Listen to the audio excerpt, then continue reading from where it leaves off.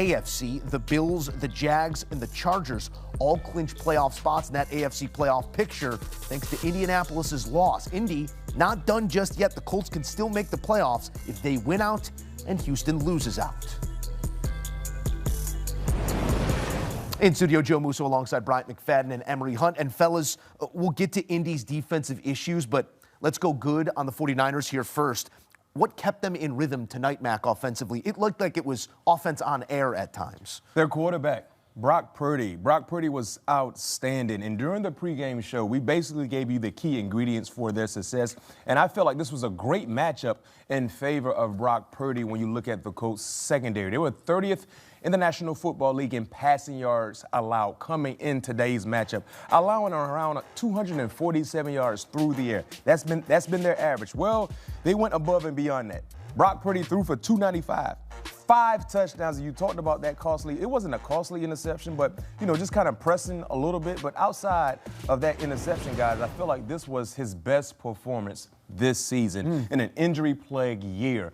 And with Brock Purdy now seeming to find his rhythm, and then you look at the other 2 members of the big 3. CMC, he had 146 yards of total offense. George Kittle, 7 receptions for 115 and a touchdown.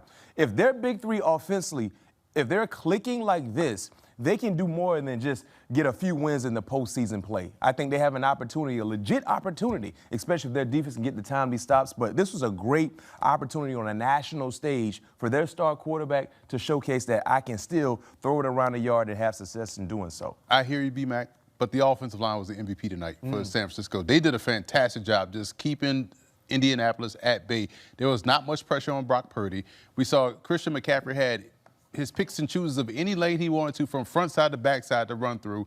And he had the time back there in the pocket to find all of these different targets down the field. So, yeah, it was a collective team effort. The skill players did what they had to do. But, man, I thought Trent Williams was out there looking like a first ballot Hall of Famer, the way he was just dominating those ends and how they just had those guys frustrated. The linebackers really couldn't get to the point of attack. They were beating those guys to the second level. They were making plays outside of the design of the run play. So you're seeing guys with second chance blocking opportunities, just doing what they needed to do. I thought this was the tip of the cap for the offensive line, because we came to this game thinking the defensive line of Indy had the advantage, getting Buckner back. That was going to be the biggest key. But this offensive line really just looked rock solid from left tackle to right tackle. Really had their way up front, and that really changed the tide of this entire game. Allowed for 25 of 34 for 295 and 5 touchdowns. Brock Purdy's performance here, the first 5 passing touchdown performance by a San Francisco 49er since Steve Young in 1994 in Super Bowl 29. So quite a moment here in the career of Brock Purdy, his first time to 5. Jesus. Almost did it with no interceptions. A late one he gives away just to keep him honest. But Emery, we did talk about it pregame that this was going to be a passing opportunity for Purdy, and the run game might be tough. Nothing was difficult for the San Francisco offense today. What do you do to explain what we saw a week ago against that Seattle team in Seattle from this Indianapolis defense and what we saw tonight? You saw the difference between a quarterback in Brock Purdy, and you saw the difference between Sam Darnold. And I think that's the biggest key to your point. When you think about Brock Purdy and what he does, he understands the system completely. Like, he came up with the system himself. So he went exactly where the ball needed to go. The receivers are winning their one-on-one matchups. You saw them. How many times we saw them complete that little short in route, little short dig route across the middle of the field? That was one-on-one all the time, and Brock Purdy found the opportunity. And when they finally got pressure at some point in time in the game, he just dumped it off to the tailback. Christian McCaffrey did the rest. So Brock Purdy being different, and not to bring him into this conversation, but Brock Purdy being better than Sam Darnold was the biggest difference, on top of the fact that the offensive line did what they had to do. And think about it. This is an extension to their blocking with the tight ends and Kittle when he was out there healthy. Juszczyk had a devastating block. So everyone played their part. And when you're moving the ball like you are tonight against the Colts defense, minimizing the effectiveness of the pass rushers, you turn those guys into run defenders. They did not want to see that down and down out, which opened up the passing game. Purdy just understanding what works, how to call the right plays, getting him in and out of the bad plays. This was a masterclass for him, but it shows you the difference in having a quarterback that can do that versus a quarterback that still trying to figure it out on a new team. Outside of the quarterback, and comparing what Seattle was not able to do against the Colts compared to what San Francisco did tonight, schematically speaking, the scheme, the play calling, the offensive structure for San Francisco, it could be issues for any opposing defense when they go up against Kyle Shanahan and he's in his bag like he was tonight. Remember, this is an offense. They haven't punted the football since November the 30th, right? It's December the 22nd. It's December the 22nd. There was a bye in there. I love the framing of it. But still, two full games. Rolling.